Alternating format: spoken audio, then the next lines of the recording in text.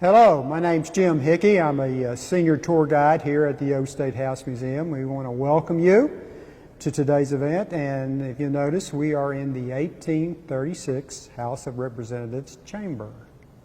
And my name is Scott Moye. I'm also a tour guide here at the Old State House Museum, and we'd like to welcome you to another edition of Conversations in the Gallery at the Old State House Museum. Hopefully today you'll be able to learn something about Arkansas's early history and also some interesting facts about Little Rock and why it was selected as the capital. Okay, I think it's important before we actually focus on Little Rock as a state capital, we actually kind of go back to Arkansas's colonial period. Exactly. And talk a little bit about Arkansas Post and its early role in the settlement of the state, or what will actually become Arkansas. In case you may not know, the Post of Arkansas, or Arkansas Post as it's known today, was actually settled by the French in the 1680s.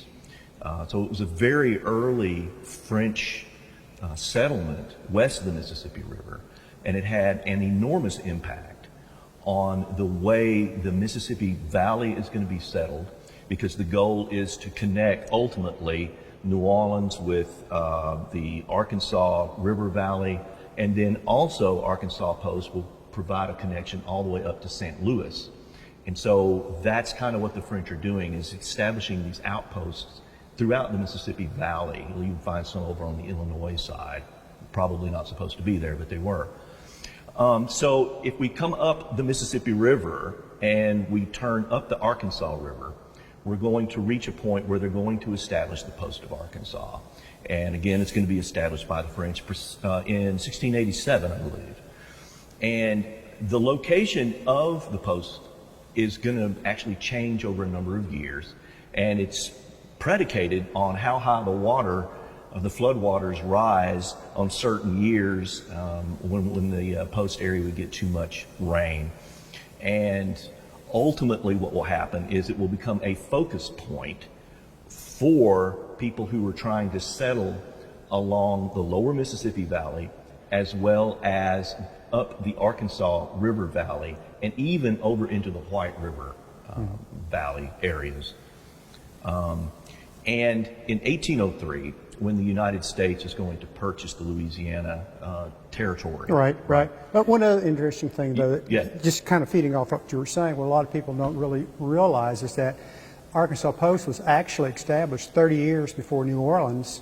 That's right. 80 years before St. Louis. Yeah.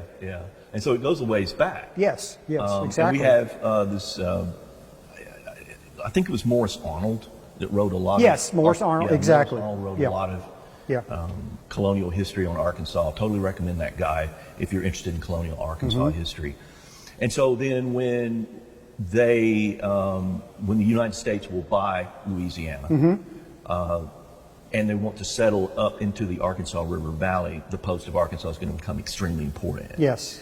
And it will, in fact, become our first state capital, or territorial capital.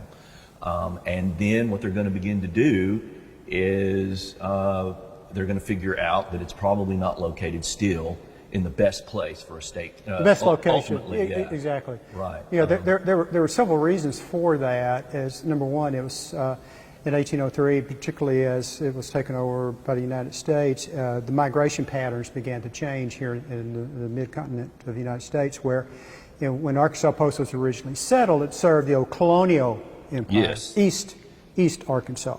Okay, but as the new migration patterns began to develop, people were coming down from Missouri, settling northeast, northwest, north central, and into the central part of the state. So from that perspective, then it was viewed that we needed to have a more centralized capital in Arkansas. Exactly. And so they're going to come up then the Arkansas River. Right. Ultimately. Right. Of course, a lot of the keel boats and stuff like that were already coming up the river, support trapping, and et cetera.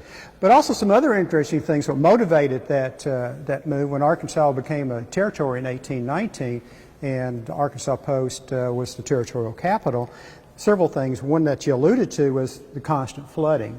Right. Simply because of Mississippi, White River, Arkansas River, constant flooding. Secondly, and what a lot of people don't really realize, though, it was the actually horde of mosquitoes that happened, the habitat at Arkansas Post. If you ever read any of the old journals, the old diaries of the pioneers who lived at Arkansas Post at that time, they'll tell a story like at night, in order to avoid the mosquitoes, if you wanted to sleep, you had to be covered head to toe with blankets or bear skins. It was that bad. Another element that happened, though, is as Arkansas became a territory, then you're trying to look at the judicial system evolving into Arkansas. Federal judges which were being appointed, they would travel to Arkansas, get east of the Mississippi, and they would be inundated with mosquitoes, literally just covered. There are stories of horses, the men, they'd have to go into the river to avoid the mosquitoes. Yeah. Needless to say, the judges, as they said, skedaddled and went back up north and did not enter Arkansas, and even began to relay the stories to other potential judges. So there was a void there of the legal system in Arkansas because of that fact. So then the politicians started thinking, well, maybe we need to move the capital. Right. And then that's where the idea of the politicians began to formalize a plan that says, well, where do we go? What part of the state? What townships, if any, do we take a look at? Right, but you almost have to be aware that they're really looking at what they can get out of it. True. Right. You know, Oh, how much money how much money can I make by trying to talk people into moving the capital from Arkansas Post up to what will become Little Rock? Yes. And you know, that right there is this undercurrent of flim-flammery, Yes. and chicanery. Well, that goes to the opportunities that existed in Arkansas. It was a new territory. There were unbound opportunities for young men to come to Arkansas. A good example is that, and I think there was a census in 1840, 47% of the males in Arkansas were in their 20s. Yes, yeah. It was a very young area. Look at all the politicians. Crittenden was like maybe 27, 30. Chester Ashley was 27 years old. All these politicians were young, they were eager, and they wanted power and they wanted wealth. And the land was the wealth. That exactly, was the ticket. Exactly. So you hit it right on the head. Yeah. The site they selected, they had to be financially involved. Yeah. It's just always that little twinkle in the eye there. Thanks for joining us today for Conversations in the Gallery at the Old State House Museum. Be sure and check out our Facebook page, check out our website at theoldstatehouse.com, and also check out our YouTube channel for more incredible conversations and great videos about the history of Arkansas and the history of the Old State House Museum. Right. Thank you.